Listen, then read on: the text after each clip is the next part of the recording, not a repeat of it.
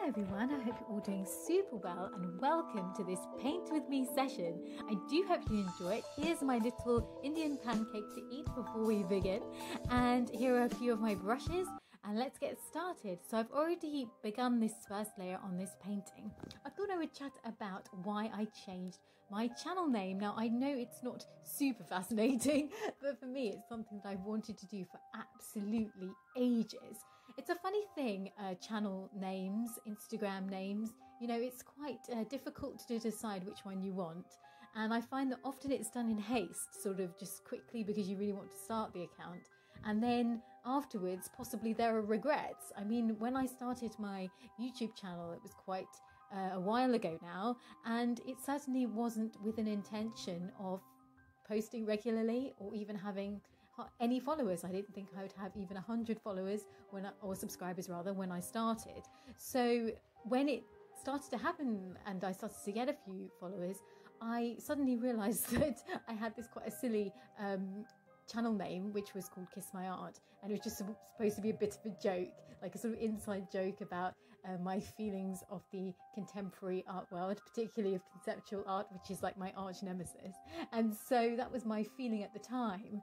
But then on reflection after that, I thought this is not really indicative of my channel particularly. It's just a name that's sort of supposed to be a bit funny and I didn't want to have it forever. But then I worried that if I changed my channel name, people wouldn't be able to find my channel because it's something that you don't really get told about when you start, or even during your YouTube experience. Nobody ever really updates you about these things. And with your Instagram name, that's completely set right from the beginning. So you have to choose your profile name, and then once that's done, that's kind of locked in, so you can't continually change that. So I suppose there is a small advantage YouTube has that you can adapt your name as you go along.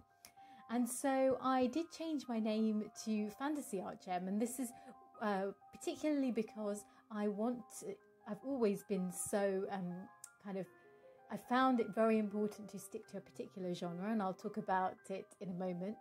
And I do encourage any artists out there, if you're professional or looking to be professional, to really consider your channel name and your Instagram name, something that I didn't do properly when I started. And I really encourage you to do that, because when you start in an art, when you start your art, you do really want to be associated with a genre. And I've always felt this to be particularly important, especially since childhood really, because even when I was a kid, I used to go around telling people that I was a surreal artist and I used to say my genre was surrealism. And that has changed slightly in terms of the terminology, because I do feel like surrealism is quite often associated with art history, particularly with Dali, and I think that it's quite hard to get away from that.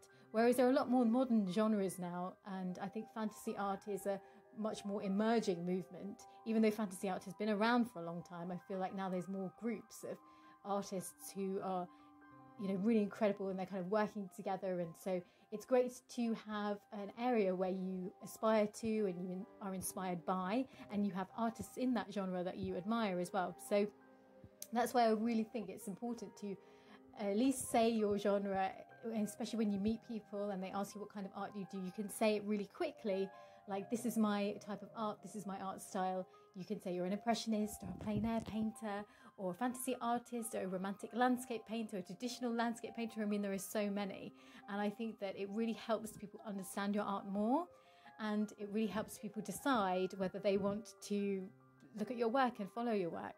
And I do also think it's great as well, because in the modern art world, fantasy artists are still pretty much disregarded, and especially in England. I mean, the following is growing, but I still feel like we're not really well known, and so, or like, I think we're well known but not appreciated enough perhaps.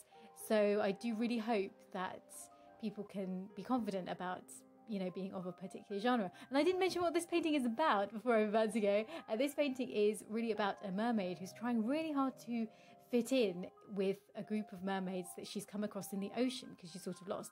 And she asks this pink fish how to behave amongst different mermaids. And it's something that's fascinated me, how do mermaids know, or any fantastical creatures know how to behave.